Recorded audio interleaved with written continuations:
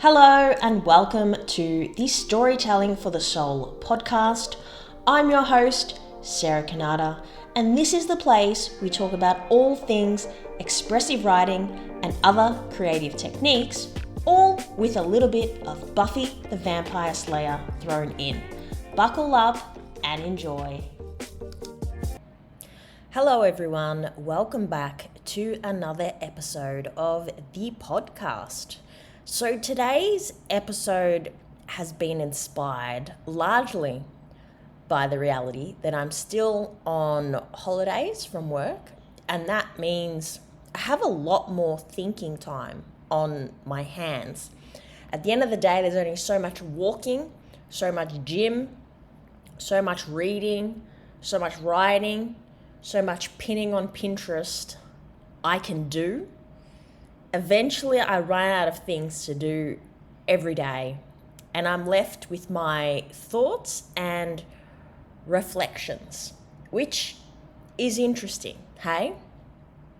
I actually don't know how retired people feel all their time. If you're retired and want to let me know, I'm very open to hearing from you. I guess when you're retired, it's a more fixed period of time, so maybe you could start hobbies with the understanding that this isn't just a temporary pause in your life because you're on holidays from work, and eventually holidays end, hey? Such is life. Anyhow, I've been thinking a lot about my business and its trajectory. So for those of you who have been with me throughout the whole amazing journey that we've been on, you will know that I've actually been in business for 10 years in total. Storytelling for the Soul is the third business.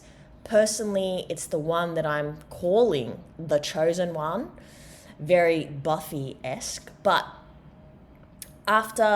once you're up to the third business, and across 10 years, you definitely come to understand what you like, what you don't like, what you're trying to build, what you're most definitely not trying to build, and so on. And I've come back to the bare basics with storytelling for the soul. I've tried lots of different things over the last few years. I genuinely believe in the power of writing and journaling.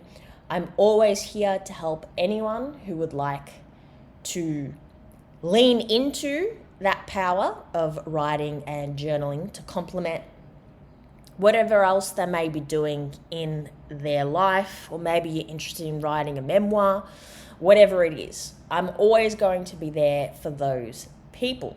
But I came to this stark realization in November last year, 2025. So I'm recording this in 2026, that I'm tired of proving that writing and journaling work. And I'm using air quotes here. It's actually not my job to prove that to anyone. I know that writing and journaling is highly beneficial, not only because of my own lived experience, but also through working with clients. So I'm tired of doing that, and I don't want to keep doing that for the rest of my life. What I want to do, so my dream of all dreams is to be a widely read writer. Now, widely read is open to interpretation. What I know is that I want to be more widely read than I currently am at the moment. My website is going great, but I want to reach more people. I want to connect with more people. I want to have conversations about my writing with people. And I don't know where the glass ceiling on that dream is. I don't know when I will feel as though I've met that goal, as though I've met that dream. And part of me, and I think a lot of this is because I'm approaching 40 now, and 40 is typically what we call midlife, definitely moving into the second phase of life. But I've started thinking quite a lot in these holidays, especially, what if the dream, as I feel it and as my vision looks in my heart, mind, and soul, never actually happens. I always keep on thinking, oh, it's still coming. I'm living my dream life. It's just going to get better from here. But what if I never really reach the expectations that I'm aspiring to? Essentially, I'm saying, what if I never achieve my dream? And I'm slowly coming towards the point of acceptance with that and sitting with that and thinking, well, I've got a lot in my life to feel rich about, which is 100% true.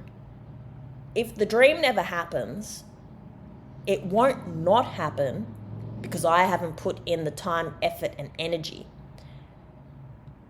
It won't happen because maybe it wasn't destined to. And at a certain point in life, I think we get to this place where we have to reach acceptance. Because if we don't reach acceptance, all we're really doing is suffering. And yes, this has been heavily influenced by my recent interest and reading of Buddhism, which I think makes a lot of sense personally. And I'm just sitting with this realization that, you know what I think this vision looks like in my head may actually never happen. And if it doesn't happen, I have to come to a place of acceptance.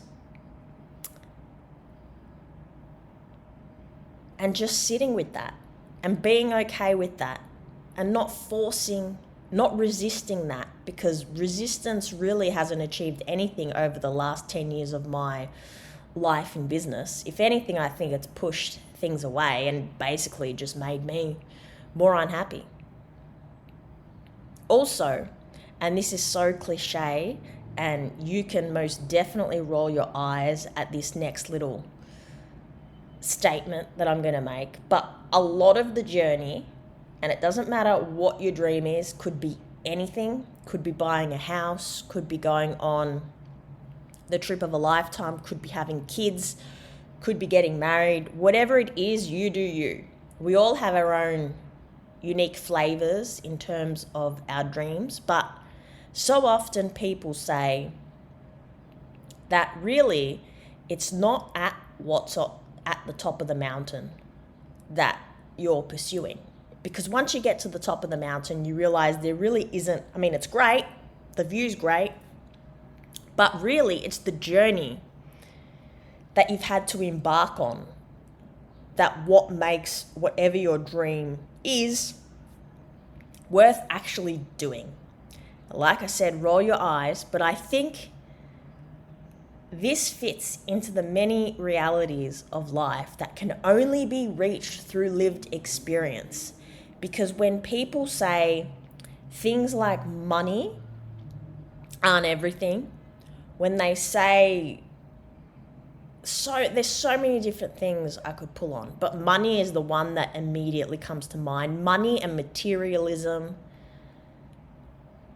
it's not everything. Because the reality is there's this thing called the greed goblin. And once you get one thing, and we're all guilty of this, sure, it's exciting at first. You might stay in that state of excitement and happiness for a little period, and then guess what? Part of human nature is moving on to the next thing, whatever that next thing is. So personally, I don't want a life consumed by the greed goblin. So that's where I'm sitting. I'm sitting with acceptance. I'm pondering my dreams. I'm open. I'm hoping and working as much as I possibly can to achieve the dream. But if the dream never happens in the way that I see it happening, I will be okay with acceptance. If you'd like to reach out and share your dream with me, I'd love to hear it. I'd love to brainstorm with you the next best possible step towards achieving that dream.